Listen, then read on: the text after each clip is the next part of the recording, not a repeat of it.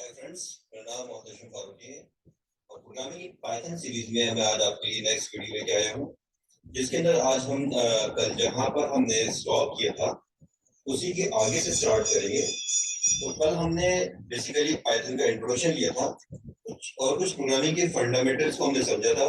हमने यहाँ पर देखा था कि प्रोग्रामिंग लैंग्वेजेस क्या होती हैं, हाई लेवल लैंग्वेज क्या होती है, लो लेवल लैंग्वेज क्या होती है, और सॉफ्टवेयर प्रोग्राम्स के बारे में हमने समझा था। यहाँ पर कंपाइलर, इंटरप्रेटर, प्रोग्रामिंग के फीचर्स के बारे में हमने जाना था, पाइथन के फीचर्स के बारे में हमने जाना था, और कुछ हमने यहाँ पर इसकी लिमिटेशंस, पाइथन के प्रोग्रामिंग के fundamentals, keywords, user defined words, variable names, variable naming conventions, ये सब चीजें हमने समझी थी। फिर यहाँ पर हमने मैथमेटिकल ऑपरेटर्स और इसके अलावा असाइनमेंट ऑपरेटर्स, हालांकि हमने असाइनमेंट ऑपरेटर्स का अभी हमने प्रैक्टिकल नहीं देखा है, इसका हम प्रैक्टिकल देखेंगे। और इसके अलावा हमने यहाँ पर इनपुट आउटपुट स्टेटमेंट देखे थे, जहां पर हमने प्रिंट स्टेटमेंट का यूज देखा था, देन हमने इनपुट स्टेटमेंट का यूज देखा था कि अगर हमें प्रोग्राम में यूजर से वैल्यूज इनपुट लेनी हो तो हम इनपुट स्टेटमेंट का यूज करते हैं। क्योंकि जो प्रोग्राम होता है वो सारे काम खुद से नहीं कर सकता, उसे किसी जॉब को, किसी टास्क को परफॉर्म करने के लिए ऑपरेटर से वैल्यूज इनपुट लेनी होती हैं। तो इनपुट एक्शन परफॉर्म करने के लिए हम जो है इनपुट स्टेटमेंट का यूज करते हैं। तो इसका भी हमने यूज देखा था, और यहाँ पर हमने कुछ छोटे छोटे प्रोग्राम देखे थे। कुछ एक प्रोग्राम देखा था जिसमें हमने सिंपल इंटरेस्ट कैलकुलेट करवाया था, और फिर हमने आपको यहाँ कुछ असाइनमेंट दिए थे जिसके अंदर कुछ आपको वर्क परफॉर्म करना था। तो आज हम यहीं से कंटिन्यू करेंगे, और अभी हम स्टार्टिंग में इन प्रोग्राम्स को लेंगे जो मैंने कल आपको दिए थे। तो आप देखिए, प्रोग्राम करने से पहले एक चीज को आप अच्छी तरीके से समझ लीजिए कि आपको ये देखना होता है, कोई भी जब प्रॉब्लम होती है जो भी आपको कंप्यूटर में परफॉर्म करनी है, जिसका आपको प्रोग्राम बनाना है, तो आपको सबसे पहले ये देखना होता है कि प्रोग्राम में आपको करना क्या है। तो जैसे अभी आपको इस प्रोग्राम के अंदर ये करना है कि आपको एक रेडियस इनपुट लेके एरिया ऑफ सर्कल कैलकुलेट कराना है। तो बेसिकली आपको जो टास्क है वो एरिया ऑफ सर्कल कैलकुलेट करने का है। बट अब देखिए, प्रोग्राम जब हम बनाते हैं तो हमें उसमें इनपुट क्या लेना है। हालांकि इस प्रोग्राम में मैंने आपको बताया हुआ ऑलरेडी कि आपको एरिया ऑफ सर्कल कैलकुलेट करने के लिए आपको रेडियस, आपको इनपुट लेना है। बट आपको ये ध्यान में रखना होता है कि एरिया ऑफ सर्कल कैलकुलेट करने के लिए आप फॉर्मूला लगाओगे, और उस फॉर्मूले में आपको रेडियस रिक्वायर्ड होगा। तो प्रॉब्लम को सॉल्व करने के लिए जो चीजें आपको यूजर से इनपुट लेनी होती है, यूजर से आपको जो रिक्वायर्ड होती है, उसको आप हमेशा इनपुट लेते हैं। ठीक है। और जो चीज आप कैलकुलेट कर सकते हैं उसके लिए आप यहाँ पर जो है मैथमेटिकल इक्वेशंस आप दे सकते हो, और फॉर्मूला लगा के आप चीजों को कैलकुलेट कर सकते हो, और जो आउटपुट आता है उसको हम डिस्प्ले कराते हैं। तो बेसिकली हमारे प्रोग्राम का जो भी आपका अप्रोच होती है वो बेसिकली इस तरीके से रहती है कि इनपुट, यानी कि जो रिक्वायर्ड इंफॉर्मेशन है प्रॉब्लम को सॉल्व करने के लिए, जो कि यूजर से ही इनपुट लेनी है, वो आप उसके लिए इनपुट स्टेटमेंट देते हैं। फिर उस इनपुट से जो आप कैलकुलेट कर सकते हो उसको आप बेसिकली प्रोसेस करते हो आप। देन प्रोसेस होने के बाद जो रिजल्ट होते हैं उसको हम आउटपुट देते हैं। तो अभी हम देखते हैं कि ये जो प्रोग्राम है इसको किस तरीके से परफॉर्म करेंगे, किस तरीके से बनाएंगे। कि इसके अंदर हमें एरिया सर्कल कैलकुलेट कराना है, तो हमें यूजर से रेडियस रीड करने की जरूरत होगी, क्योंकि फॉर्मूले में हमें रेडियस लगेगा, क्योंकि आपका प्रोग्राम खुद से डिसाइड नहीं कर सकता कि क्या रेडियस होगा। हमारा यूजर इनपुट करेगा जो रेडियस, हम उसके अकॉर्डिंग एरिया सर्कल कैलकुलेट कराएंगे। तो अपने प्रोग्राम में रेडियस रीड करने के लिए इनपुट स्टेटमेंट देंगे, फिर एरिया सर्कल कैलकुलेट करेंगे, देन फिर हम यहाँ पर रिजल्ट्स को शो करेंगे। तो सबसे पहले हमने रेडियस ले लिया, RADIUS रेडियस इक्वल्स टू, हमने यहाँ पर इनपुट स्टेटमेंट दिया रेडियस रीड करने के लिए, तो INT के अंदर डालना होगा, INT इनपुट, देन यहाँ पर मैसेज दे दे कुछ रेडियस एंटर रेडियस, और हमने ये इनपुट स्टेटमेंट ले दिया। अब ये रेडियस हमने इनपुट करा लिया, अब हमें और क्या करना है, अब हमें रेडियस के हिसाब से, अब देखिए हमें इस रेडियस के अलावा कोई दूसरी चीज इनपुट नहीं लेनी है, क्योंकि एरिया ऑफ सर्कल कैलकुलेट करने में आपको सिर्फ रेडियस ही रिक्वायर्ड है। अब आपको कैलकुलेशन कराना है एरिया ऑफ सर्कल के लिए, तो हमने यहाँ पर ले लिया एरिया सर्कल, हमने वेरिएबल ले लिया area of circle, then equals to, हमने यहाँ पर फॉर्मूला अप्लाई कर देंगे। तो एरिया ऑफ सर्कल कैलकुलेट करने का बेसिकली फॉर्मूला होता है पाई आर स्क्वायर। तो देखिए आर मतलब रेडियस, तो रेडियस हमारा इस वेरिएबल में है, तो हम इसको रेडियस को हम किस तरीके से कैलकुलेट कर सकते हैं कि हम यहाँ पर पाई, पाई अगर हमें चाहिए तो पाई का कोई सिंबल क्योंकि हमारे सिस्टम में नहीं होता है, हम उसकी वैल्यू का यूज कर सकते हैं। तो पाई की वैल्यू थी 3.14, तो हम यहाँ लिखेंगे 3.14। तो हमें रेडियस को यहाँ पर आर स्क्वायर करना है, तो हम मल्टीप्लाइड बाय आर। अब या आर क्या है आपका? रेडियस। ठीक है, तो रेडियस ये है आपका। ठीक है, तो रेडियस आप यहाँ लिखोगे रेडियस, और इसका स्क्वायर करना था तो आप इसको क्या करेंगे कि मल्टीप्लाई करेंगे दोबारा से, तो रेडियस इंटू रेडियस, तो ये आपका स्क्वायर हो जाएगा। तो ये हमारा फॉर्मूला हो गया पाई, और ये आर स्क्वायर। ठीक है, तो पाई इंटू आर स्क्वायर, तो ये हमारा फॉर्मूला हो गया एरिया ऑफ सर्कल कैलकुलेट करने का। अब हम क्या कर सकते हैं, हमने इनपुट ले लिया अपने प्रोग्राम में, प्रोसेसिंग हो गई, हमें आउटपुट देना है, तो हम यहाँ पर आउटपुट देने के लिए प्रिंट स्टेटमेंट लगा देंगे, प्रिंट एरिया ऑफ सर्कल। हमने ये मैसेज दे दिया, देन कॉमा लगाया, और यहाँ पर एरिया ऑफ सर्कल हमारा किस वेरिएबल में कैलकुलेट हुआ है? किस वेरिएबल में कैलकुलेट हुआ है? तो ये जो फार्मूला होगा, हमारा सिस्टम इस फार्मूले के according area of circle calculate करके इस वेरिएबल में डाल देगा। हम इस वेरिएबल को यहाँ पर जो है, यहाँ पर हम प्रिंट करा सकते हैं एरिया अंडरस्कोर सर्कल। ठीक है, तो ये हमारा प्रोग्राम हो गया एरिया सर्कल कैलकुलेट करने का। हम इसको रन करके देख लेते हैं।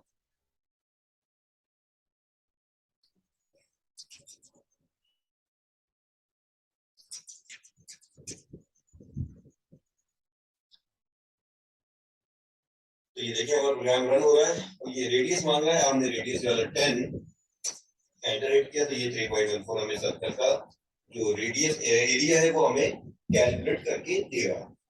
तो इस तरीके से आप प्रोग्रामिंग कर सकते हो। तो जब भी आप कोई प्रोग्राम बनाने जाओगे, तो आपको ये देखना होता है कि इसके अंदर आपको टास्क क्या परफॉर्म करना है, और क्या चीजें आपको इनपुट लेनी है यूजर से। तो जो चीज आपको यूजर से इनपुट लेनी है, उसके लिए आप पहले इनपुट लेते हो, फिर आप जो टास्क परफॉर्म करना है उसके लिए आप कैलकुलेशंस करते हैं, देन फिर आप आउटपुट शो करते हैं। हम नेक्स्ट प्रोग्राम लेते हैं, इसके अंदर भी क्या करना है, इसके अंदर भी सिमिलर टाइप का टास्क है। इसके अंदर हमें सर्कमफेरेंस ऑफ सर्कल कैलकुलेट करना है, राइट। तो हम क्या कर सकते हैं, अपने प्रोग्राम में एक नया प्रोग्राम लेते हैं हम। अगेन इसके अंदर भी हमें रेडियस ही रीड करना है, इनपुट लेना है यूजर से। तो हमने यहाँ पर वेरिएबल ले लिया रेडियस इक्वल्स टू इंटीजर, और इंटीजर के अंदर इनपुट लगाएंगे हम यहाँ पर, और इनपुट में एंटर रेडियस। देन हमें यहाँ पर सर्कल कैलकुलेट करना है, सर्कमफेरेंस ऑफ सर्कल कैलकुलेट करना है। तो सर्कमफेरेंस ऑफ सर्कल कर दिया हमने, इक्वल्स टू, क्या फॉर्मूला होगा सर्कमफेरेंस ऑफ सर्कल का?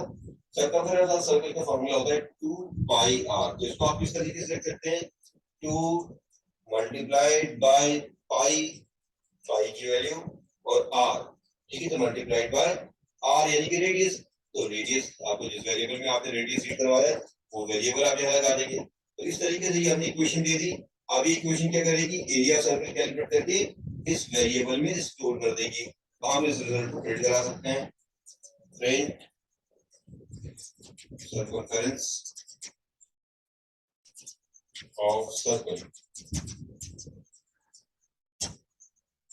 किस वेरिएबल में हमारा रिजल्ट है, सर्कमफेरेंस। जिस वेरिएबल में रिजल्ट हो, उस वेरिएबल को हम यहाँ पर लगा सकते हैं, जिससे कि वो आउटपुट हमारा यहाँ पर प्रिंट हो जाए। तो हमारा इस वेरिएबल में रिजल्ट था, सेम वेरिएबल हमने यहाँ लगा दिया। ये थोड़ी सी स्पेलिंग की मिस्टेक करी हुई है हमने यहाँ पर, आर में इसके ऊपर सर्कमफेरेंस ऑफ सर्कल। तो ये जो वेरिएबल हमने यहाँ यूज किया जिसमें रिजल्ट स्टोर हो रहा है, उसी को हमने यहाँ पर प्रिंट करा लिया। तो ये वैल्यू हमारी प्रिंट हो जाएगी। आप इसको प्रिंट करके देख सकते हैं।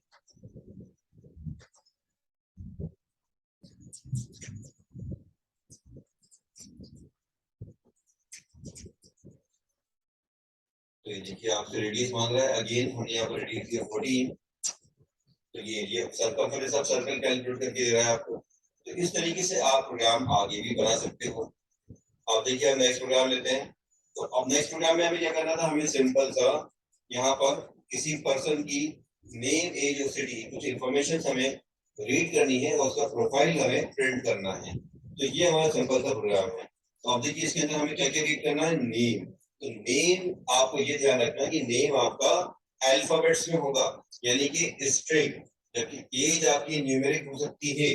ठीक है, और फिर सिटी, तो सिटी भी आपका अल्फा न्यूमेरिक होगा। तो आप इसको किस तरीके से इनपुट लोगे, और आपको प्रोफाइल को किस तरीके से प्रिंट लेना है, इसके लिए हमें प्रोग्राम करना है। राइट। तो इसके अंदर देखिए हमारा एज यहाँ पर इनपुट तो है हमारा नेम एज सिटी, बट इसके अंदर कोई कैलकुलेशन नहीं है, बस सीधे सीधे इन्फॉर्मेशन को आपको प्रोफाइल को प्रिंट कराना है। तो हम देखिए प्रोग्राम किस तरीके से लेंगे इसका। हम सिंपल सा एक प्रोग्राम बनाते हैं जिसमें हम पर्सन की नेम एज और सिटी को यहाँ पर हम इनपुट ले लेते हैं।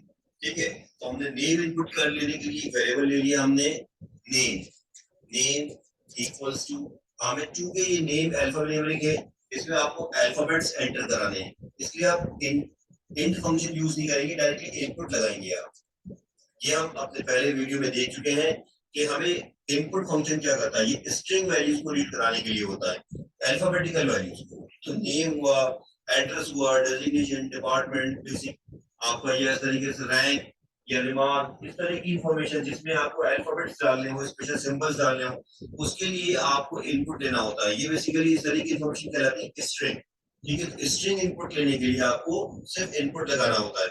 न्यूमेरिकल वैल्यूज हो तो उसके लिए आप या तो इंट लगाते हो या तो फ्लोट या तो डबल आप यूज करते हैं। तो अभी हमें यहाँ पर पर्सन की इंफॉर्मेशन नेम इनपुट लेना है, तो हमने सिर्फ इनपुट लगाया, एंटर पर्सन्स नेम,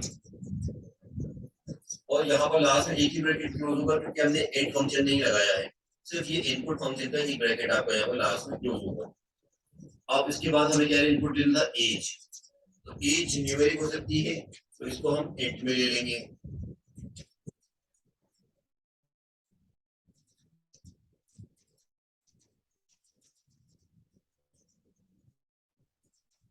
फिर हमें सिटी इनपुट करानी थी, तो हमने यहाँ पर सिटी इनपुट ले ली।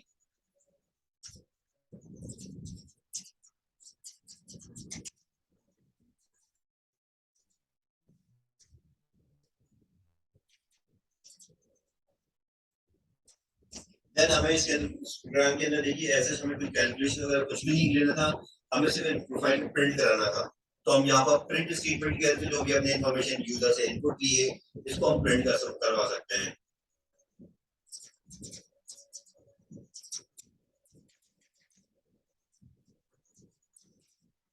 तो ये हमने प्रोफाइल प्रिंट करने से पहले हेडिंग के लिए हमने मैसेज दे दिया कि हेडिंग प्रिंट हो। तो बेसिकली जिस तरीके से जो भी आपको आउटपुट लेना है, उस तरीके से आप प्रिंट स्टेटमेंट का यूज करके आप यहाँ पर इंफॉर्मेशन को प्रिंट करवा सकते हो। अब जो नेम आपने इनपुट किया उसको प्रिंट करवाना है, तो यहाँ पर हमने नेम ले लिया। देन आपको एज प्रिंट करवानी है,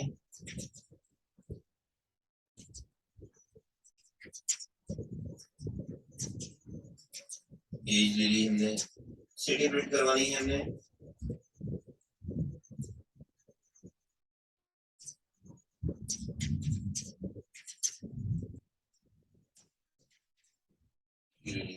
ये इस तरीके से हमारा प्रोग्राम हो गया जो किसी पर्सन का नेम है, सिटी आपका इनपुट लेगा, देन उसके प्रोफाइल को यहाँ पर स्क्रीन पे डिस्प्ले करेगा। रन करके देखते हैं इस प्रोग्राम को।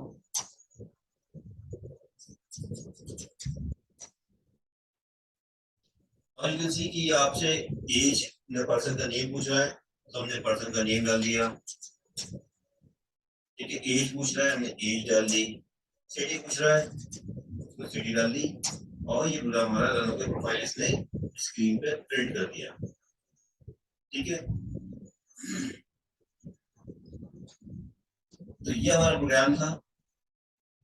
आप देख सकते हैं हमने किस तरीके से कोड किया है। यहाँ पर सिंपली हमने पर्सन की इंफॉर्मेशन रीड करा ली और प्रोफाइल को हमने प्रिंट करा लिया। अब नेक्स्ट प्रोग्राम लेते हैं। इसके अंदर जो हमारा असाइनमेंट था, हमें क्या करना था, किसी पर्सन से, किसी एम्प्लॉय का हमें बेसिकली नेम, डेजिग्नेशन, डिपार्टमेंट और बेसिक पे, ये चार इंफॉर्मेशन हमें क्या करनी है, इनपुट लेनी है। देन हमें क्या करना है, उसके ऊपर कैलकुलेट करना है टैक्स 10%, इसके ऊपर बेसिक पे के ऊपर 10% टैक्स निकालना है और नेट सैलरी निकालनी है। तो फिर बाद में टैक्स के ऊपर नेट सैलरी प्रिंट करनी है। तो देखिए नेट सैलरी का मतलब मीनिंग क्या होता है कि नेट सैलरी आपका जो टैक्स वगैरह होता है उसका डिडक्ट किया जाता है, और अलाउंसेस अगर होते हैं एम्प्लॉय के लिए तो वो ऐड किए जाते हैं। तो यहाँ पर टैक्स है, तो हम टैक्स कैलकुलेट करेंगे बेसिक पे का 10%, और बेसिक पे में से लेस करेंगे तो हमारी नेट सैलरी निकलेगी। ठीक है, तो इस तरीके से ये प्रोग्राम हमारा बनेगा कि हम पहले यूजर के लिए, अब यहाँ प्रोग्राम बनाने के लिए हमें जो रिक्वायर्ड इन्फॉर्मेशन है, नेम, डेजिग्नेशन, डिपार्टमेंट, बेसिक पे, ये इनपुट लेंगे, टैक्स हम कैलकुलेट करेंगे और नेट सैलरी कैलकुलेट करेंगे, देन फिर टैक्स पेबल और नेट सैलरी को हम यहाँ पर आउटपुट देंगे। तो इनपुट प्रोसेस आउटपुट का इस तरीके से आपका ये प्रोग्राम ये भी रहेगा, इनपुट प्रोसेस आउटपुट के फॉर्मेट में। तो हमने यहाँ पर प्रोग्राम लिया, हमने लिया employee name equals to input, then enter employee's name, name हो गया हमारा, designation equals to input, enter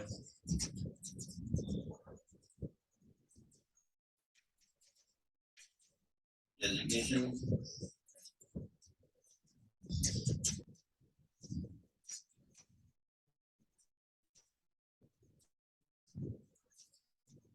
department,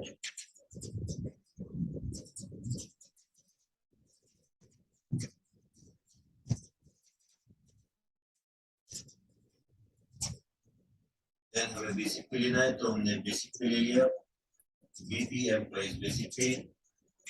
तो ये बेसिक पे हमें न्यूमेरिकल वैल्यू है तो आप इंट में लेंगे इसको।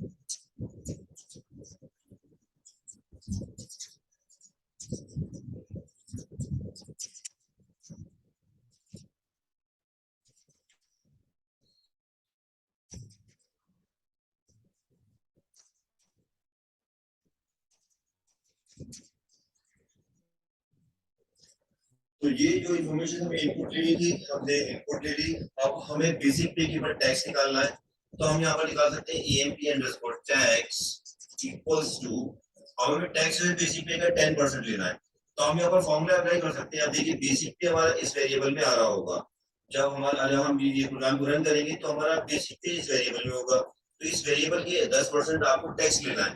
तो जो भी बेसिक पे उसका 10% टैक्स लगाना है। तो आप इस वेरिएबल का इस्तेमाल करते हुए लिखोगे एम्प्लॉय अंडरस्कोर बेसिक पे इनटू 10/100। ये बेसिक पे का ये बेसिकली परसेंटेज कैलकुलेट करने के तरीके से फॉर्मूला होता है। ठीक है, तो आप इस तरीके से आप यहाँ पर इसका टैक्स कैलकुलेट कर सकते हैं। देन आपको नेट सैलरी कैलकुलेट करनी है तो नेट सैलरी के लिए भी आप अगेन सेम तरीके से आप फॉर्मूला अप्लाई कर सकते हैं, एम्प्लॉइज नेट सैलरी। तो नेट सैलरी हमने यहाँ पर ले ली, नेट सैलरी इक्वल्स टू, अब नेट सैलरी क्या होती है? नेट सैलरी मतलब ये होता है कि जो आपके टैक्सेस वगैरह होते हैं वो बेसिक पे से डिडक्ट किए जाते हैं और अलाउंसेस ऐड किए जाते हैं। तो यहाँ पर हमारे पास बेसिक पे है एम्प्लॉय अंडरस्कोर बेसिक पे में, बट इसके अंदर हमारे पास सिर्फ टैक्स है तो यहाँ हम टैक्स को डिडक्ट कर देंगे तो EMP अंडरस्कोर टैक्स। तो हमारा टैक्स बेसिकली इस वेरिएबल में हमने कैलकुलेट किया, जो भी टैक्स जो भी सैलरी यूजर इनपुट करेगा उसका 10% ये टैक्स निकाल लेगा इस वेरिएबल में, और उस बेसिक पे में से फिर ये टैक्स को माइनस कर देगा तो ये नेट सैलरी आ जाएगी। देन फिर हम इन्फॉर्मेशन को प्रिंट कराना था, हम यहाँ प्रिंट ले लेते हैं, प्रिंट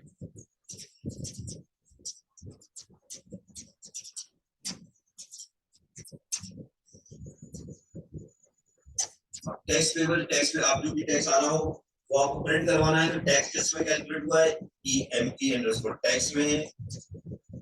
देन आपको नेट सैलरी प्रिंट करनी है तो आप लिख सकते हो प्रिंट नेट सैलरी,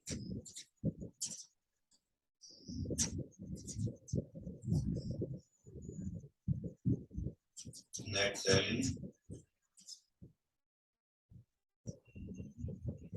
ठीक है, तो ये हमारा प्रोग्राम हो गया जिसके अंदर हम पहले किसी एम्प्लॉय का नेम, डेजिग्नेशन, डिपार्टमेंट और बेसिक पे इनपुट ले रहे हैं, फिर हम टैक्स और नेट सैलरी कैलकुलेट करा रहे हैं, देन फिर हम आउटपुट दे रहे हैं। तो आप इस प्रोग्राम को रन करके देखते हैं।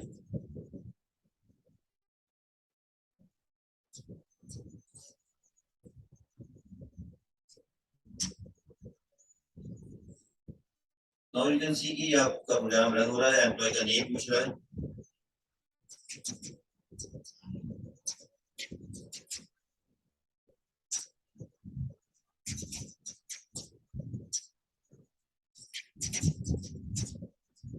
बेसिक पे आया तो हमने यहाँ पे इसके बेसिक पे डाल दिया। तो ये देखिए ये आपको टैक्स पेबल 10% टैक्स निकाल रहा है और ये नेट सैलरी आपका दिखा रहा है। तो इस तरीके से आप जो है इस तरह के प्रोग्राम्स आप बना सकते हो। एक बार फिर से हम रन करके देख लेते हैं और यहाँ पर हम इसमें थोड़ी सी स्पेलिंग की मिस्टेक है, इसको करेक्ट कर लेते हैं।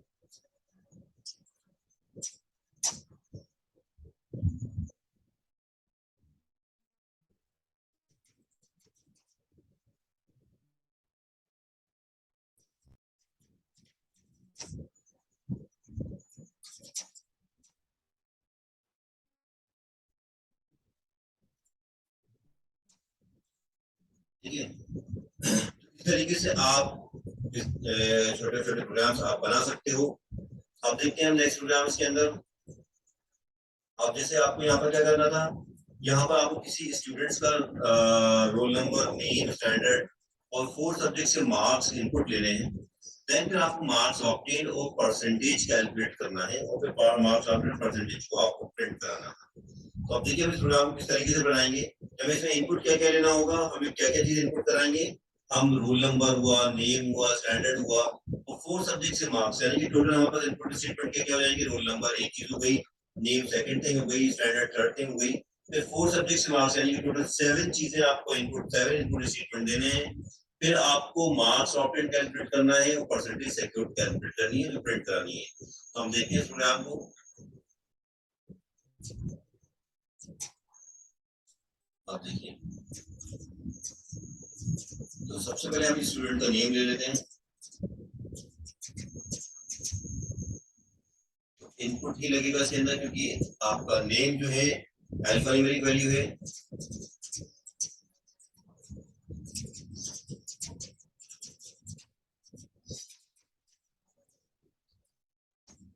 देन आपको रोल नंबर चाहिए, तो रोल नंबर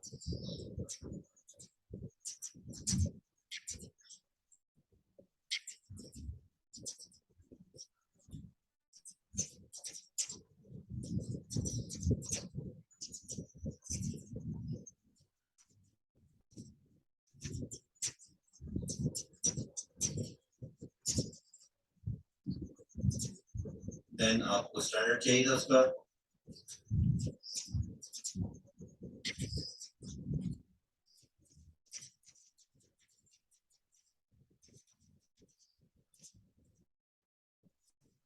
देन अब आपको यहाँ पर 4 सब्जेक्ट से मार्क्स इनपुट लेने हैं। तो हमने जैसे मैथ्स के ले लिए, पहले मैथ्स।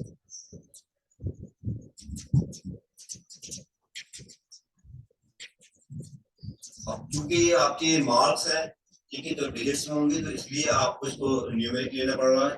ठीक है, एंटर लगाना पड़ रहा है, क्योंकि इसका आपको मार्क्स ऑप्टेन वगैरह कैलकुलेशन यूज करना है।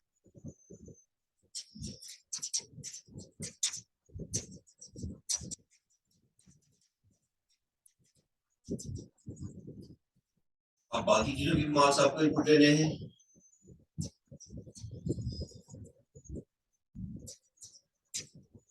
तो ये हमने स्टेटमेंट कॉपी कर लिया ताकि हमें दोबारा लिखना ना पड़े। ये हमने फिजिक्स ले लिया यहाँ पर, ये हमने केमिस्ट्री के लिए कर लिया और ये हमने इंग्लिश के लिए ले लिया। यहाँ हम चेंज कर देते हैं, फिजिक्स के लिए हो गया, केमिस्ट्री के लिए हो गया, देन ये हमारा इंग्लिश के लिए हो गया। अब आपको करना क्या था, ये आपने इंफॉर्मेशन कर ली, आपको मार्क्स ऑब्टेन कैलकुलेट करना था। तो मार्क्स ऑब्टेन, मार्क्स ऑब्टेन में क्या क्या हो जाएगा आपका, जो आपने स्टूडेंट्स ने मैथ्स में, फिजिक्स में, केमिस्ट्री में मार्क्स आपने सिक्योर किए, जो आप यूजर से इनपुट ले रहे हो, वो आपको टोटल करना है, उसका टोटल करना है आपको। तो आप यहाँ पर लिख सकते हो maths plus physics plus chemistry, जो वेरिएबल आपने यहाँ लिए हैं जिसमें आप मार्क्स इनपुट ले रहे हैं, उन्हीं वेरिएबल का यूज करके आप यहाँ पर इसका टोटल कर सकते हैं। तो ये हमारा मार्क्स ऑप्टेन हो गया। हमें परसेंटेज सिक्योर लेके निकालनी है। तो परसेंटेज सिक्योर का फॉर्मूला जो होता है वो होता है आपका marks obtained into 100 oblique total marks. तो टोटल मार्क्स मतलब ये होता है, जैसे मार्क्स ऑप्टेन इसने किसी में 60 किसी में 40 लिया होगा, तो आप 60 40 या जो भी मार्क्स है उसका टोटल करोगे तो वो मार्क्स आपका टोटल मार्क्स नहीं कहलाएगा, बल्कि वो मार्क्स ऑप्टेन कहलाता है। टोटल मार्क्स क्या कहलाते हैं, मैक्सिमम मार्क्स, तो मैक्सिमम मार्क्स जैसे मैथ्स, फिजिक्स, केमिस्ट्री, ये मान लीजिए चारों सब्जेक्ट्स 120 सब्जेक्ट्स के पेपर्स थे, ठीक है, ये मैक्सिमम मार्क्स इसके 120 थे, तो इन चारों का टोटल हो गया आपका 480। तो अगर मान लो आपका 100 के पेपर्स थे आपके, तो इनका टोटल हो गया 400। तो आप परसेंटेज कैलकुलेट करने का जो फंक्शन बनेगा, कैसे बनेगा आपका इक्वेशन, आपका ये परसेंटेज इक्वल्स टू, आप क्या करोगे, मार्क्स ऑब्टेन, तो मार्क्स ऑब्टेन इनटू 100 ऑब्लिक 400, ये मार्क्स ऑब्टेन इनटू 100 हो गया, और मैक्सिमम मार्क्स क्या होगा, ये 400। ये आपने डायरेक्टली यहाँ पर कंसीडरिंग कि आपके सारे पेपर्स, सारे से पेपर से आउट ऑफ 100 थे, तो आपने यहाँ पर मैक्सिमम मार्क्स 400 ले लिया। अच्छा, अब आप इसको शॉर्ट में करने के लिए ये भी कर सकते हो कि आप यहाँ पर 1/200 कर रहे हो और डिवाइड बाय 400 कर रहे हो, तो 100 कैंसिल कर दो आप, इसको आप सीधे सीधे आप 4 से डिवाइड कर दीजिए, ठीक है, तो ये भी आपका परसेंटेज कैलकुलेट कर देगा। तो आपने शॉर्ट करने के लिए आपने इसको इस तरीके से लिख दिया, तो अब आपका मार्क्स ऑफ प्रिंट कैलकुलेट हो गया और परसेंटेज कैलकुलेट हो गई। देन आपको यहाँ पर मार्क्स ऑफ प्रिंट और परसेंटेज प्रिंट कराना था, तो आप यहाँ पर प्रिंट करवा सकते हैं, मार्क्स ऑफ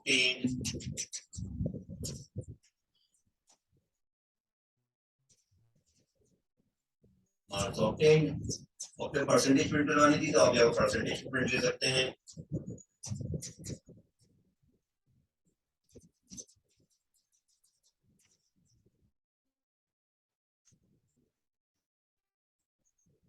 ये हमारा प्रोग्राम हो गया जिसके अंदर हम यहाँ पर स्टूडेंट से उसकी इंफॉर्मेशन को पहले इनपुट ले रहे होते हैं, फिर यहाँ पर हम कैलकुलेशन परफॉर्म कर रहे हैं और देन आउटपुट दे रहे हैं।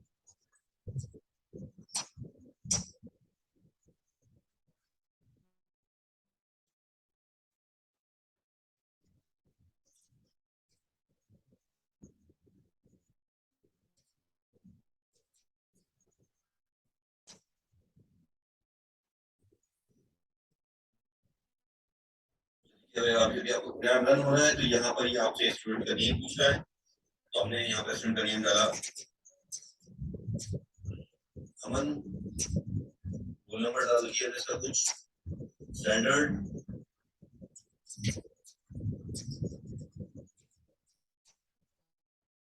मैथ्स के मार्क्स, फिजिक्स के मार्क्स, केमिस्ट्री और इंग्लिश। तो देखिए यहाँ पर ये एरर शो कर रहा है कि यहाँ पर हमने क्या गलती करी है कि PHY इज नॉट डिफाइंड हो रहा है। तो हम देखते हैं कि हमने प्रोग्राम में क्या गड़बड़ करी है। तो लाइन नंबर 9 पे आपको एरर शो कर रहा है, आप देख सकते हैं लाइन नंबर 9 है, तो लाइन नंबर 9 पे एरर दिखा रहा है। तो हम चलते हैं अपने प्रोग्राम के अंदर, तो देखिए आप यहाँ पर ये यहाँ पर लाइन नंबर शो करता रहता है, अभी आप लाइन नंबर 15 पे है, तो ये आपका लाइन नंबर 9 है।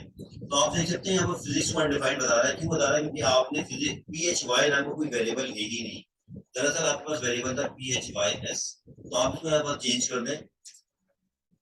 अब अगेन हम इस प्रोग्राम को रन करेंगे,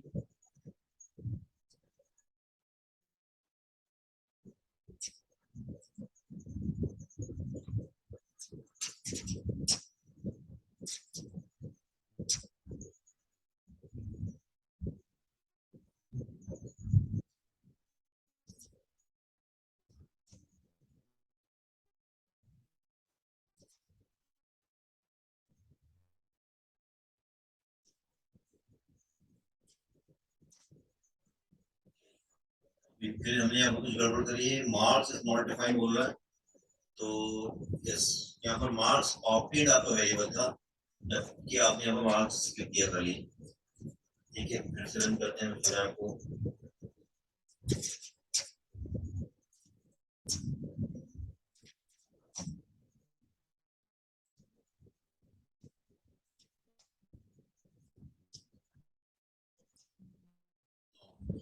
तो अभी आप देख सकते हैं हमारा प्रोग्राम रन हो रहा है सक्सेसफुली। तो पहले इसने इन्फॉर्मेशन इनपुट की, फिर कैलकुलेशन किया और कैलकुलेशन करने के बाद जो आउटपुट था हमारे प्रोग्राम को दे दिया।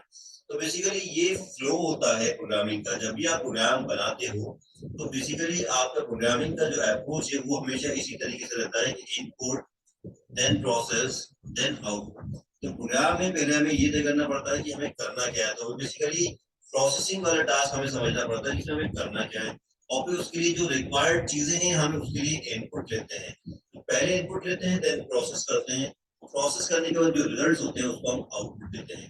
तो अभी तक आपने जितने प्रोग्राम देखे होंगे अभी जो हमने आज बनाए हैं, एरिया सर्कल कैलकुलेट किया हमने, तो इसके अंदर हमने रेडियस को इनपुट लिया, उस रेडियस से हमने एरिया सर्कल कैलकुलेट किया और प्रिंट करवाया।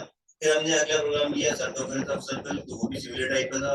उसमें भी हमने रेडियस को इनपुट लिया, सर्कमफेरेंस का हमने फॉर्मूला लगाया और रिजल्ट को प्रिंट कर दिया। फिर हमने इस तरीके से अपना नेक्स्ट प्रोग्राम के अंदर हमने सिंपल सी इन्फॉर्मेशन को इनपुट ली, हालांकि किसी ने कोई कैलकुलेशन के स्टेप्स नहीं थे, हमने सिर्फ प्रोफाइल की इन्फॉर्मेशन रीड करनी थी और प्रिंट करना था, तो वो काम हमने इसमें कर दिया। टेंथ हमने अगले प्रोग्राम में हमने यहाँ पर एम्प्लॉय की इन्फॉर्मेशन इनपुट ली और यहाँ पर हमें एम्प्लॉय का टैक्स और नेट सैलरी कैलकुलेट कराना था, तो हमने इनपुट लिया, फिर देन प्रोसेस किया और हमने इन्फॉर्मेशन को आउटपुट दे दिया। इसी तरीके से हमने अपना लास्ट प्रोग्राम लिया है यहाँ पर, जिसके अंदर हमने एक स्टूडेंट्स की इन्फॉर्मेशन को पहले इनपुट लिया है, देन यहाँ पर हमने कैलकुलेशन किया, प्रोसेसिंग की है, देन फिर हमने यहाँ पर इसको आउटपुट दे दिया है। तो इस तरीके से आप प्रोग्रामिंग कर सकते हैं। चलिए अब आज का हमारा नेक्स्ट टॉपिक है जो हम लेने वाले हैं, ठीक है, वो हमारा कंडीशनल स्टेटमेंट है, कंट्रोल स्टेटमेंट।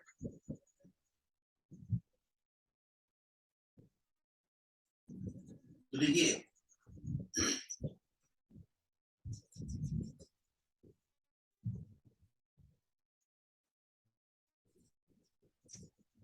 कंट्रोल स्टेटमेंट्स क्या होते हैं कि control statement basically logical operations को परफॉर्म करने के लिए कंडीशनल स्टेटमेंट यूज किए जाते हैं। तो लॉजिकल ऑपरेशंस कभी कभी हमारे प्रोग्राम में इस तरह की सिचुएशंस आ जाती हैं कि अभी हमें कोई काम परफॉर्म करना है, कोई टास्क परफॉर्म करना है, तो हम डायरेक्टली उस टास्क को परफॉर्म नहीं कर सकते, बट वहां पर कुछ सर्टेन कंडीशंस होती हैं, उस कंडीशन को हमें चेक करना होगा तभी हम उस काम को कर सकते हैं। फॉर एग्जाम्पल अगर मैं मान लीजिए मैं आपसे कहूँ कि किसी पर्सन को प्रिंट करना है कि whether the person is eligible to vote और नॉट, ठीक है, तो अब अगर आप ये कहना चाहें कि पर्सन की, मान लीजिए कोई पर्सन है, ठीक है, आप उसको ये कहना चाहें कि person is eligible to vote, person is eligible to vote, तो आप वो person is eligible to vote आप कब कह सकते हो? पर्सन को वोट के लिए एलिजिबल आप तभी कह सकते हैं जबकि उसकी एज आपकी 18 से ज्यादा हो।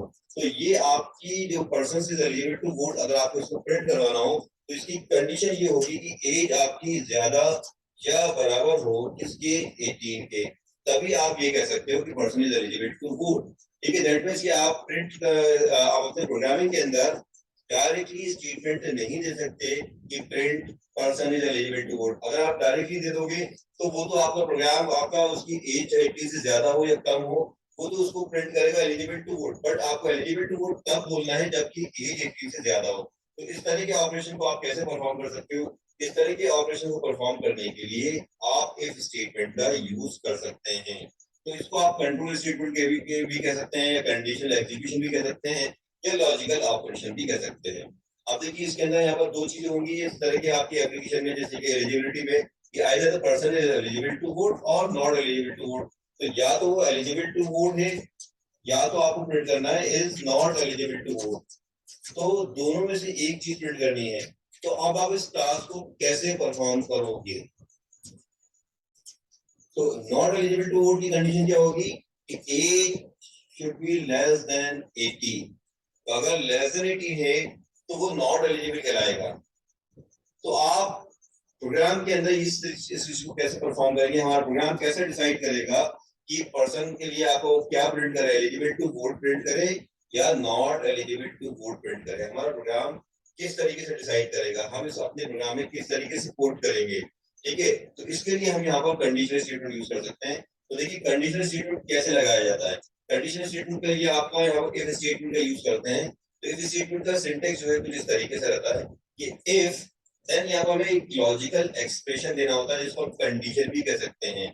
तो बेसिकली जो चीज हमें चेक करनी है, जैसे कि यहाँ पर हमें अगर एलिजिबल टू वोट प्रिंट करना है तो हमें चेक ये करना होगा कि उसकी एज 18 के बराबर या ज्यादा हो।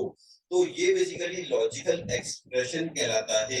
इस लॉजिकल एक्सप्रेशन को हम यहाँ मेंशन करेंगे इस जगह पर, राइट। और अब हमें क्या करना है सिंटेक्स के अकॉर्डिंग कि हमें ये बताना है कि अगर एक्सप्रेशन सही निकला, अगर प्रोग्राम रन होते टाइम उसकी एज आपकी 18 के बराबर या ज्यादा है, ठीक है, तो उसे क्या करना है, उसे ये प्रिंट करना है कि person is eligible to vote. तो ट्रू वाले केस की जो कंडीशन होती है वो स्टेटमेंट आप यहाँ डालते हैं।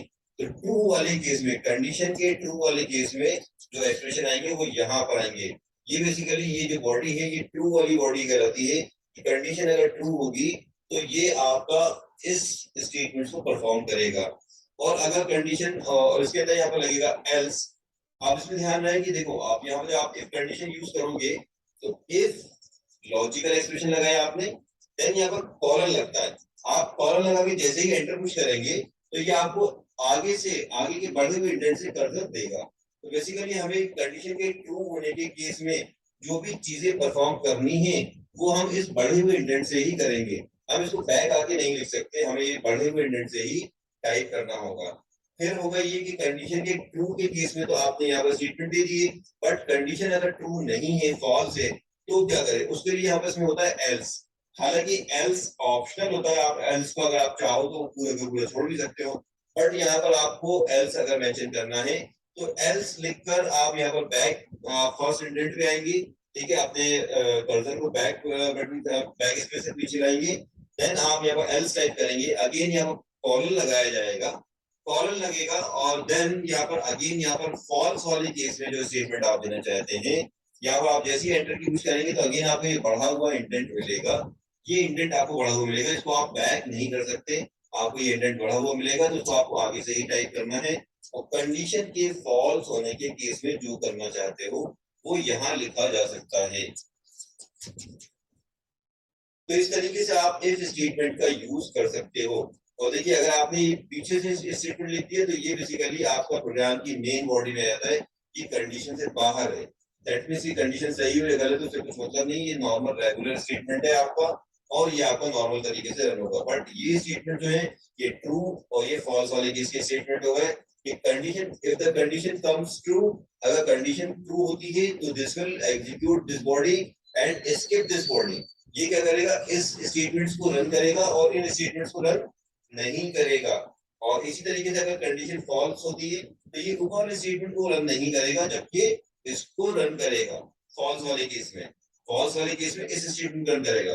तो इस तरीके से आप कंडीशंस का यूज, स्टेटमेंट का यूज करके तरह तरह की कंडीशन बना सकते हो। जैसे मान लीजिए आपको और भी चीजें चेक करनी है, आपको यहाँ पर मान लीजिए आपको इवन नंबर चेक करना है। इवन नंबर ये होगा कि जो भी नंबर है उसको आप 2 से डिवाइड करते हैं तो 0 अगर रिमाइंडर आ रहा है तो वो इवन नंबर होगा, या आपका नहीं आ रहा है आपका 0 तो वो आपका ऑड नंबर होगा। तो आप 0 से उसका रिमाइंडर चेक कर सकते हो कि नंबर को 2 से डिवाइड करने पर रिमाइंडर अगर 0 बच रहा है तो आप उसको यहाँ पर ट्रू वाले केस में बोल सकते हैं कि इवन नंबर। देखिए अगर नहीं बच रहा है तो आप बोल सकते हैं ऑड नंबर। इसी तरीके से और भी तरह तरह की कंडीशनल ऑपरेशन को परफॉर्म करने के लिए आप इफ स्टेटमेंट का यूज कर सकते हैं। और भी एग्जांपल हो सकते हैं। अच्छा, आप यहाँ पर स्टेटमेंट में जरूरी नहीं कि आपको सिर्फ प्रिंट ही कराना हो, कोई भी आपको यहाँ पर आपको स्टेटमेंट्स आप यहाँ पर दे सकते हो। कोई भी जैसे लॉजिकल ऑपरेशन परफॉर्म करना है आपको अंदर, या कोई कैलकुलेशन कराना है तो वो सारा काम आप इसके अंदर कर सकते हैं। ठीक है, तो अभी हम इसका एक एग्जांपल लेते हैं कि अगर हमें ये इस तरीके से प्रिंट करवाना हो, ये person is eligible to vote और नॉट, तो यहाँ पर बेसिकली हमें एज रिक्वायर्ड होगी। जब एज रिक्वायर्ड होगी दैट मींस कि हमें इसको यूजर से इनपुट लेना होगा। तो हम यूजर से नेम और एज इनपुट लेंगे, देन हम उसको चेक करके बताएंगे कि अगर उसकी एज, अगर यूजर ने एज 18 से ज्यादा या बराबर डाली है तो ये आपका एलिजिबल टू वोट प्रिंट करेगा, और अगर कम डाली है तो not eligible to vote print करेगा। इस तरीके से अगर प्रोग्राम बनाना चाहते हैं तो देखिए इसके लिए हम इस तरीके से प्रोग्राम करेंगे।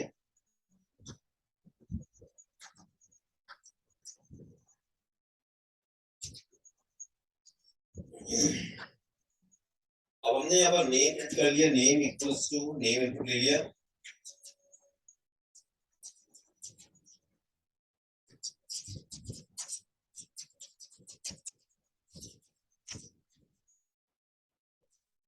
और एज हमें रिक्वायर्ड होगी, क्योंकि हमें जब तक प्रोग्राम को आपकी एज इनपुट नहीं मिलेगी तब तक वो कैसे डिसाइड करेगा कि एलिजिबल है या नहीं है। तो हमें एज इनपुट लेनी पड़ेगी यहाँ पर।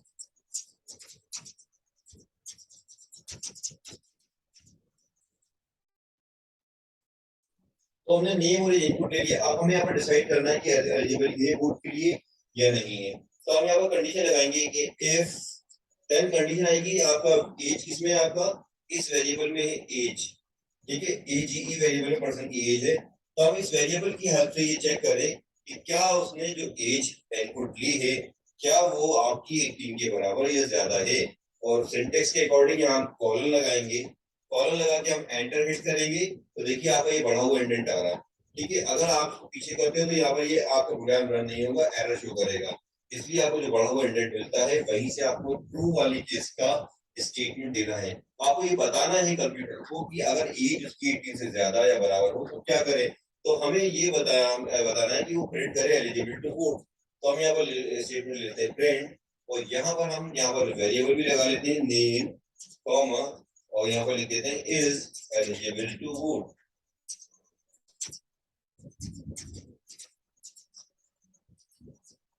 और अगर नहीं है तो क्या करें, अब यहाँ पर हमें एल्स डिफाइन करना होगा। तो एल्स डिफाइन करने के लिए हम बैक इंडेंट पे आएंगे और यहाँ पर लिखेंगे एल्स,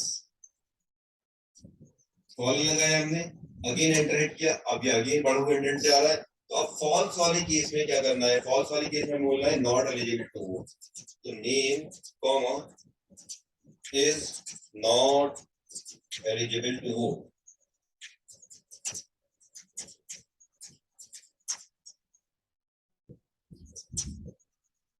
ये हो गया आपका, ठीक है। तो ये तरीके से हमारा प्रोग्राम हो गया। इसके अलावा हमारे इस प्रोग्राम में कोई खास चीज नहीं है। हम सिर्फ नेम और एज इनपुट लेंगे और यहाँ पर एज के बेसिस पे हम यहाँ पर इसको प्रिंट करवाएंगे कि whether the person is eligible to vote और नॉट, ठीक है। हम प्रोग्राम को रन करके देखते हैं कि किस तरीके से हमारा प्रोग्राम काम कर रहा है।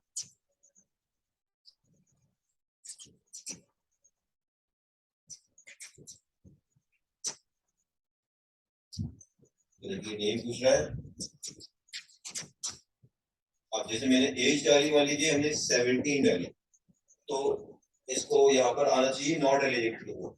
तो देखिए प्रिंट कर रहा है नॉट एलिजिबल टू वोट। तो अभी आपने देखा इस प्रोग्राम के अंदर कि यहाँ पर आपके पास दो स्टेटमेंट है।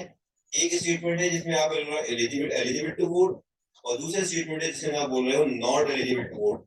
तो अब ये क्या कर रहा है, एलिजिबल टू वोट प्रिंट कर रहा है, not sorry not eligible to vote print कर रहा है, एलिजिबल टू वोट प्रिंट नहीं कर रहा है। दैट मींस कि स्टेटमेंट आपने ये वाला इसने स्किप कर दिया, ये वाला इसने रन कर दिया। क्यों? क्योंकि आपकी कंडीशन थी कि age is greater than equals to 18, जबकि आपने प्रोग्राम रन होते टाइम एज क्या डाली 17। तो कंडीशन हो गई फॉल्स। तो कंडीशन जब फॉल्स हो गई तो इसने ट्रू वाला स्टेटमेंट रन नहीं करा, फॉल्स वाला रन करा। तो इसीलिए हम इस तरह के स्टेटमेंट को बोलते हैं बेसिकली, हम इसको बोलते हैं कंडीशनल एग्जीक्यूशन या कंट्रोल स्टेटमेंट, ठीक है, या लॉजिकल ऑपरेशन, राइट। तो कंडीशनल एग्जीक्यूशन का मीनिंग यही हुआ कि आप ये देख रहे हो कि एग्जीक्यूशन, एग्जीक्यूशन का मतलब ये कि आपकी स्टेटमेंट को रन करना, एग्जीक्यूट करना।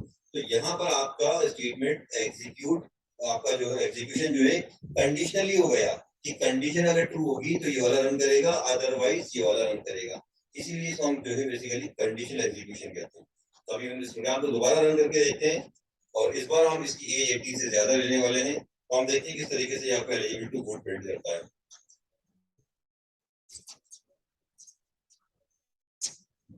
21, तो एंटर हिट के, तो अब देखिए अभी बोल रहा है एलिजिबल टू वोट। तो एलिजिबल टू वोट प्रिंट कर रहा है, not eligible to vote print नहीं कर रहा है। क्यों? क्योंकि वो अब आपने एज डाली थी 21, तो इस आपके प्रोग्राम के इंस्ट्रक्शंस के अकॉर्डिंग उसकी ये कंडीशन जो है ये आपकी सेटिस्फाई हो गई, ट्रू हो गई, ठीक है। और ट्रू हो गई तो ये यहाँ पर आपको एलिजिबल टू वोट प्रिंट कर रहा है, not eligible to vote print नहीं कर रहा। एक और प्रोग्राम लेते हैं इसके अंदर। अब हम प्रोग्राम लेते हैं इसके अंदर, हम जिसके अंदर दो नंबर्स इनपुट लेना चाहते हैं, दो नंबर में से ग्रेटेस्ट नंबर को हम फाइंड आउट करना चाहते हैं।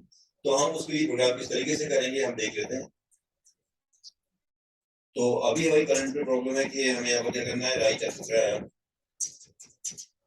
To input two values, two numbers, and print the greatest one. तो जो ग्रेटेस्ट नंबर हो उसको आपको प्रिंट करना है, ठीक है। तो ये हमें प्रॉब्लम है। अब हम इस प्रॉब्लम को सॉल्व करने के लिए किस तरीके से प्रोग्राम करेंगे। हमें दो नंबर इनपुट लेने हैं, तो हमने यहाँ पर नंबर 1 ले लिया, इंटीजर में लेंगे क्योंकि नंबर्स हैं। इनपुट, एंटर फर्स्ट वैल्यू,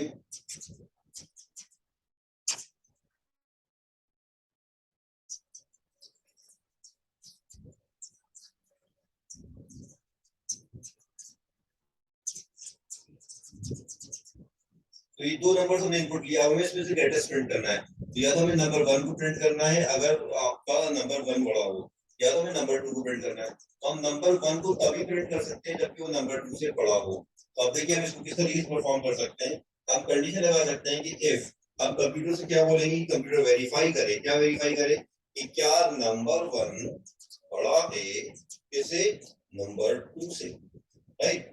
तो इस तरीके से हमने ये एक्सप्रेशन दे दिया, ये कंडीशनल एक्सप्रेशन हो गया। हमने लगाया कॉलन, सिंटेक्स के अकॉर्डिंग यहाँ पर कॉलन लगाना पड़ेगा, ये मस्ट है। अगर आप इसमें चूक करते हैं तो ये आपका रन नहीं होगा, प्रोग्राम एरर शो करेगा। कॉलन लगाया, एंटर हिट किया, तो अभी आप बड़े इंडेंट से आ रहा है। तो अगर अब आपको ये बताना है कि अगर ये स्टेटमेंट बड़ा सही है, दैट मींस कि यदि अगर आपका नंबर 1 नंबर 2 से बड़ा है तो क्या क्या होना चाहिए, इसे बोलना चाहिए कि नंबर 1 इज ग्रेटेस्ट। तो हम कह रहे हैं कि यहाँ पर प्रिंट कर दे, प्रिंट कर दे, ठीक है, क्या प्रिंट कर दे, नंबर 1 इज ग्रेटेस्ट। तो यहाँ नंबर 1 को हमने प्रिंट भी ले लिया। तो और अगर ऐसा नहीं है तो क्या करें, तो इसके लिए हम बैक इंडेंट करेंगे, ठीक है, कर्सर हम बैक स्पेस पुश करेंगे, पीछे आएंगे वापस जीरो इंडेंट में, और यहाँ पर हम टाइप करेंगे एल्स। और अब एल्स में क्या करें, अगर नंबर 1 बड़ा नहीं तो ऑब्वियसली बात है नंबर 2 बड़ा हो सकता है। तो हमने नंबर 2 को यहाँ पर प्रिंट ले लिया, प्रिंट।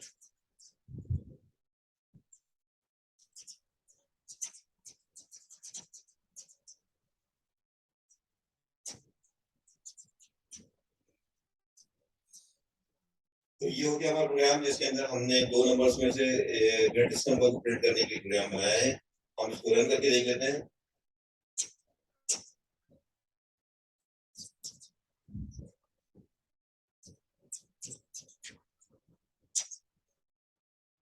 तो ये प्रोग्राम हमारा रन हो रहा है।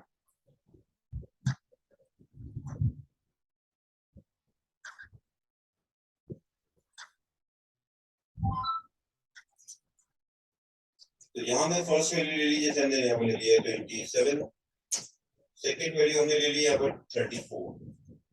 तो ये देखिए आपको बता रहा है कि नंबर 2 इज ग्रेटेस्ट। अगेन हम इस प्रोग्राम को रन करते हैं यहाँ से, तो फिर से रन किया हमने इसे, देन अब हमने लिया इस बार 67, देन हमने लिया 53, 54। तो अब देखिए आपको बोल रहा है नंबर 1 इज ग्रेटेस्ट, ठीक है। तो इस तरीके से आप इफ स्टेटमेंट का यूज कर सकते हो। तो कोई भी टास्क जो कि आपको कंडीशनली परफॉर्म करना है, उस टास्क को परफॉर्म करने के लिए आप इस कंडीशन लगा सकते हो, या कंडीशन लगाओगे देन जो आपको कंडीशन के ट्रू के केस में करना है वो यहाँ लिखेंगे, और कंडीशन अगर सही ना हो तो क्या करना है आपको, उसको यहाँ नीचे लिखोगे आप, ठीक है। तो ये आपका इफ स्टेटमेंट होता है। अब इसके अंदर कुछ चीजें हम समझ लेते हैं। बेसिकली इसके अंदर ये जो चीज होती है कंप्लीट थिंग, आप इफ के बाद जो आप लगाते हो ये लॉजिकल एक्सप्रेशन कहलाता है। तो इस लॉजिकल एक्सप्रेशन में ये जो आप सिंबल यहाँ पर यूज कर रहे हैं ये आपके रिलेशनल ऑपरेटर्स कहलाते हैं। ये जो सिंबल आपने यहाँ पर लगाया हुआ है ये आपका रिलेशनल ऑपरेटर कहलाता है, ठीक है। तो यहाँ पर ये रिलेशनल ऑपरेटर्स यूज में आते हैं, ठीक है। रिलेशनल ऑपरेटर्स का यूज बेसिकली लॉजिकल एक्सप्रेशन को बिल्ड करने के लिए ही होता है, ठीक है। तो इसके अंदर ये ऑपरेटर्स हैं ग्रेटर देन इक्वल्स टू, इसके बीच में आपका गैप नहीं आता, ठीक है, गलती से भी इसके अंदर गैप नहीं करेंगे, ठीक है, मिला के ये लिखेंगे। इसका मीनिंग होता है ग्रेटर देन और इक्वल्स टू। तो ये क्या करता है कि लेफ्ट और राइट साइड की वैल्यू, लेफ्ट साइड की वैल्यू राइट साइड की वैल्यू से बड़ी हो या ज्यादा हो, सॉरी, बड़ी हो या बराबर हो, बड़ी हो या बराबर हो, ठीक है। और इसके अंदर क्या होता है, इसके अंदर आप ये वेरीफाई करवाते हैं कि राइट साइड की वैल्यू या तो लेफ्ट साइड की वैल्यू से, लेफ्ट साइड की वैल्यू राइट साइड की वैल्यू से या तो छोटी है या बराबर है।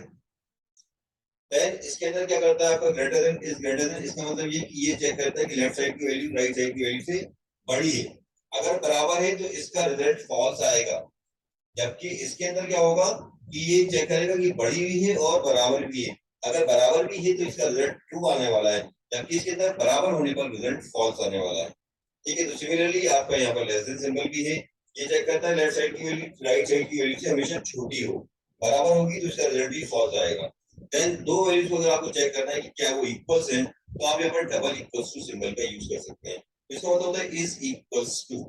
देन फिर अगर आपको चेक करना है कि क्या लेफ्ट राइट साइड की वैल्यू बराबर नहीं है, यानी कि दोनों में से कोई एक छोटी या एक बड़ी है, तो उसके लिए आप not equals to exclamation symbol कहलाता है, ये एक्सक्लेमेशन सिंबल के साथ आप इक्वल्स टू लगाते हैं, तो ये आपका नॉट इक्वल्स टू का सिंबल बन जाता है।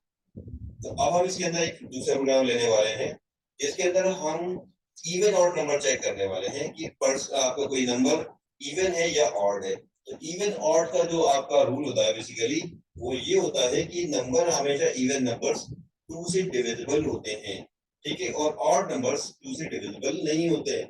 यानी कि इवन नंबर्स का 2 से डिवाइड करने पर रिमाइंडर 0 बनता है, जबकि ऑड नंबर्स का 2 से डिवाइड करने पर जो रिमाइंडर है वो 1 बनता है।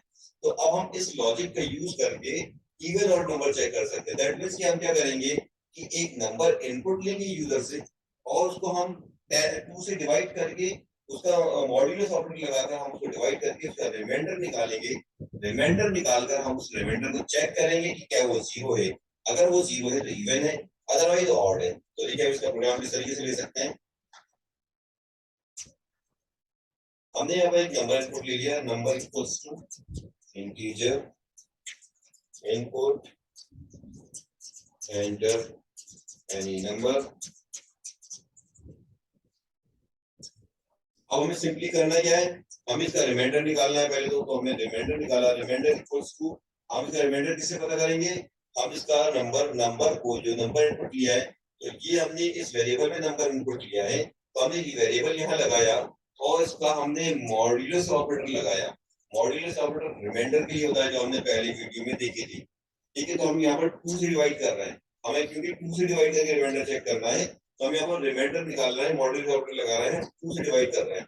ठीक है, देन अब हम इस रिमाइंडर को चेक करेंगे। अब हम इस रिमाइंडर को चेक करेंगे क्या ये रिमाइंडर 0 आ रहा है, तो हम कैसे करेंगे कि if remainder is equals to 0, अगर 0 होता है तो इसका मतलब क्या हुआ कि नंबर इवन है। तो हम यहाँ पर प्रिंट करवा दें कि प्रिंट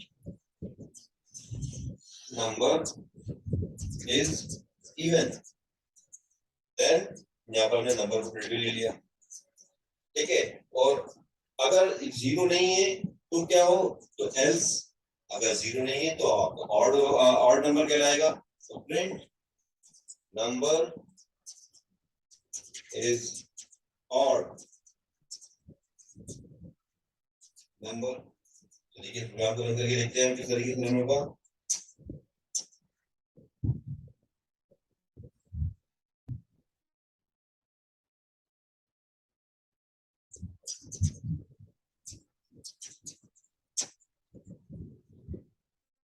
देखिए प्रोग्राम रन हो रहा है, हम कोई भी नंबर डालते हैं, 45 डाला हमने, एंटर हिट किया, देखिए बता रहा है ऑड नंबर।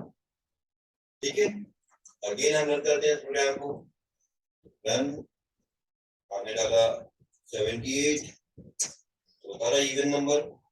ठीक है, तो इस तरीके से आप इसके अंदर जब भी इवन नंबर डालोगे तो बताएगा इवन नंबर, ऑड डालोगे तो ऑड बताएगा, चाहे कितनी भी आपकी बड़ी वैल्यू क्यों ना हो। ठीक है, नंबर इज इवन,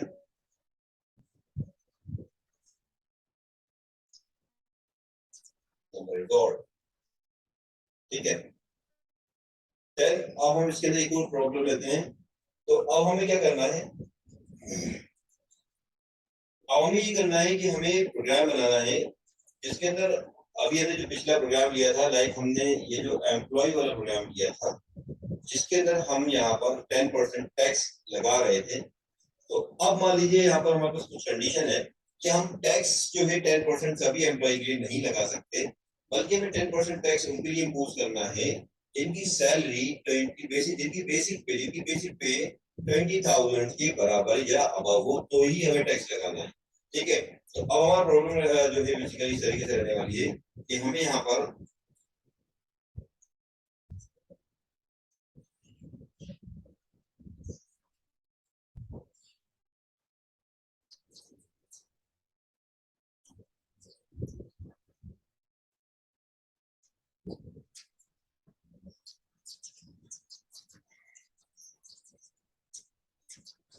अब हमें यहाँ पे क्या करना है कि हमें हमें एम्प्लॉय का नेम लेना है डेजिग्नेशन डिपार्टमेंट बेसिक पे, और क्या करना है, हमें टैक्स कैलकुलेट करना है ऑन बेसिक पे।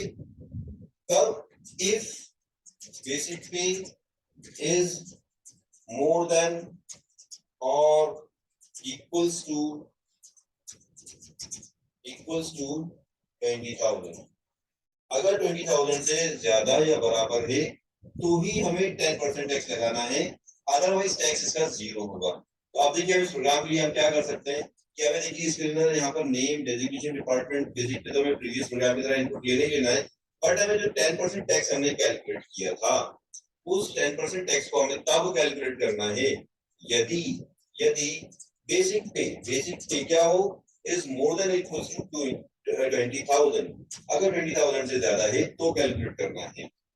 तो आई होप कि आपको प्रॉब्लम समझ में आ रही होगी कि आपके अंदर इसके अंदर आपको सिंपली सारी इंफॉर्मेशन इनपुट लेनी है, देन आपको ये करना है कि 10% टैक्स कैलकुलेट करने के लिए आपको कंडीशन लगानी है कि अगर बेसिक पे आपकी 20,000 से ज्यादा या बराबर है तो आप यहाँ पर इसकी 10% टैक्स कैलकुलेट करेंगे।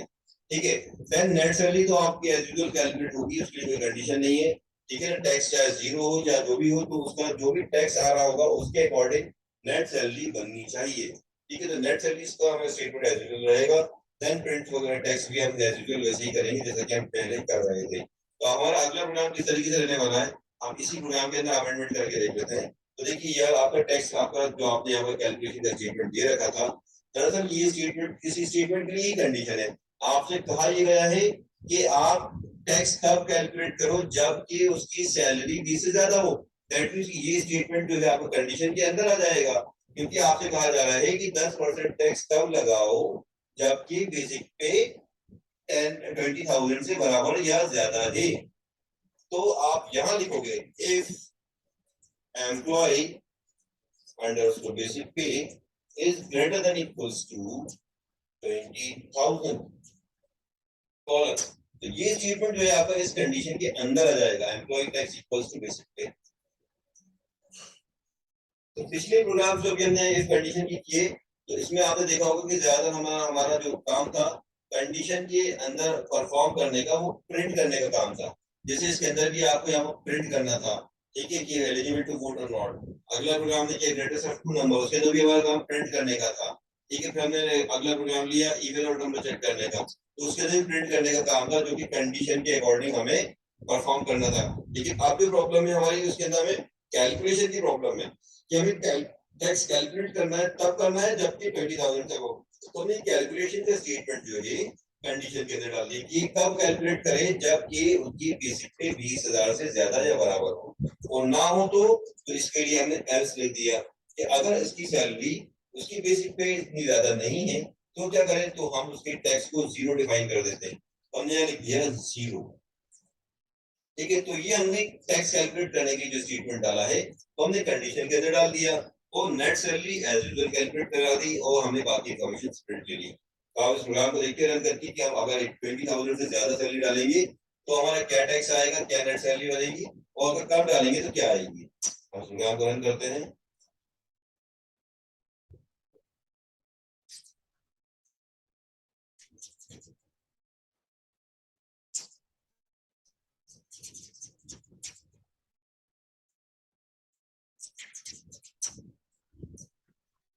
तो अभी देखिए मैंने जैसे यहाँ पर इसकी सैलरी बेसिक पे डाल दिया 26,800। Now you can see कि ये 10% टैक्स आपको दिखा रहा है और नेट सैलरी निकाल रहा है। तो अभी इसने 10% टैक्स लिया, हम इस प्रोग्राम को सेम प्रोग्राम को दोबारा रन करते हैं।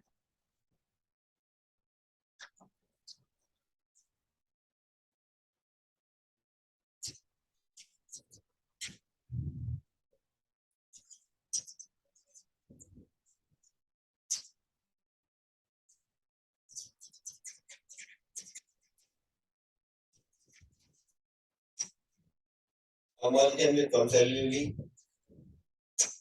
तो अभी देखिए आप टैक्स जीरो आ रहा है, उससे 10% टैक्स नहीं लगाया।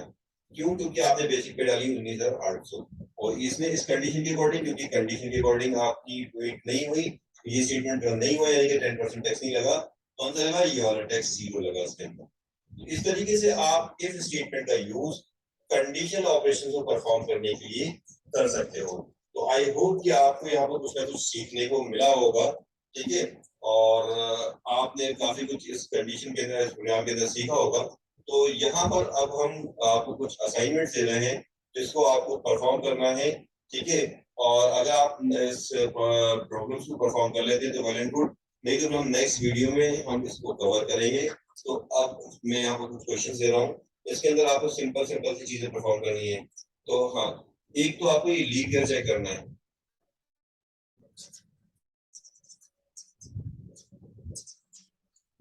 इसका प्रोग्राम क्वेश्चन बना ही देते थे। और एक तो आपको ये लीव ईयर चेक करना है, लीव ईयर चेक करने का प्रोग्राम बनाना है।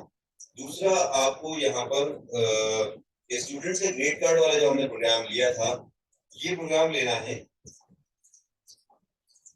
जिसके अंदर हमने सिंपल से किसी स्टूडेंट्स के नेम, रोल नंबर, स्टैंडर्ड और 4 सब्जेक्ट से मार्क्स की इनपुट लिए थे हमने और हमने उसका मार्क्स ऑब्टेन्ड और साथ में उसका परसेंटेज हमने प्रिंट करवाया था। तो इसमें आपको क्या करना है, लास्ट में अब आपको उसके अंदर प्रिंट करना है। इसके अंदर यहाँ पर क्या करना है आपको कि ये जो चीजें थी एज यूजुअल रहेंगी, roll number, name, standard, marks of physics, maths, chemistry and English.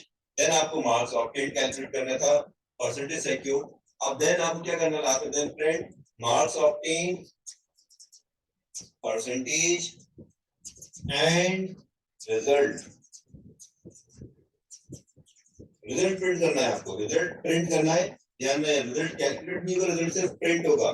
Calculation आपकी क्या होंगे, मार्क्स ऑब्टेन्ड और परसेंटेज। तो रिजल्ट क्या प्रिंट करना है आपको, फेल और पास, फेल या पास। तो अब इस प्रोग्राम में आप क्या करोगे कि फेल कब होगा, फेल तब होगा जबकि इसकी परसेंटेज 40 से बिलो होगी। 40 से बिलो है तो हम उसको बोलेंगे फेल, अगर 40 से अबव या बराबर है तो हम उसको बोलेंगे पास। दैट मींस कि हम परसेंटेज कैलकुलेट करने के बाद परसेंटेज पर कंडीशन लगाएंगे, if percentage is greater than equals to 40 then pass, otherwise else fail.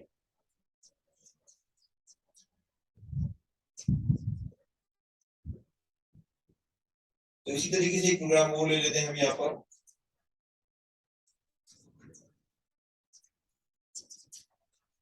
अब हमें इस प्रोग्राम में क्या करना है, अगले प्रोग्राम के अंदर यहाँ पर हमें क्या करना है कि यहाँ पर हमें 10% टैक्स की जगह पे हमें लेना है 2%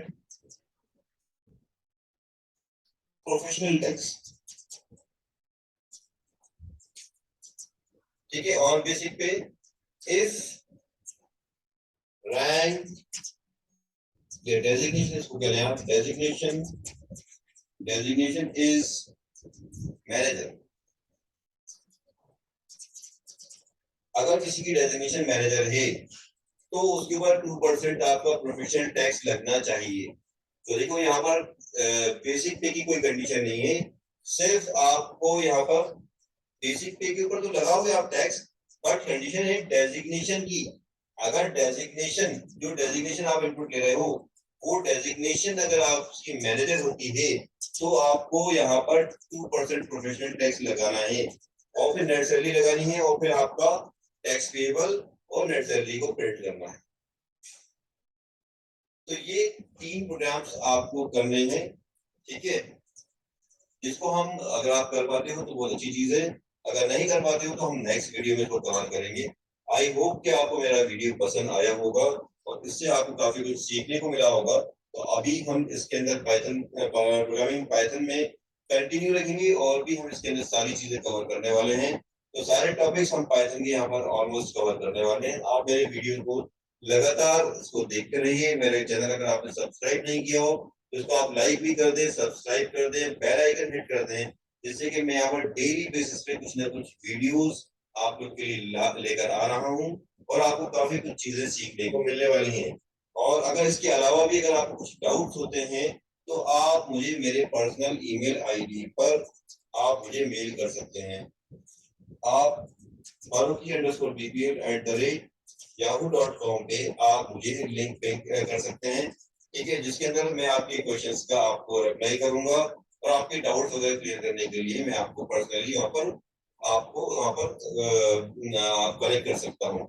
आप उससे यहाँ पर अपने ईमेल आईडी पे आप अपना चाहें तो फोन नंबर शेयर कर सकते हैं, मैं आपको अपने नंबर से कॉल करके भी आपको बात कर सकता हूँ।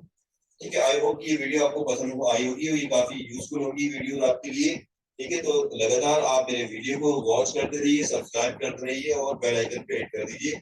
ठीक है, जिससे कि मेरे वीडियोस आपको मिलते रहें। इसी के साथ मैं यहाँ पर आपसे विदा लेता हूँ। Good bye.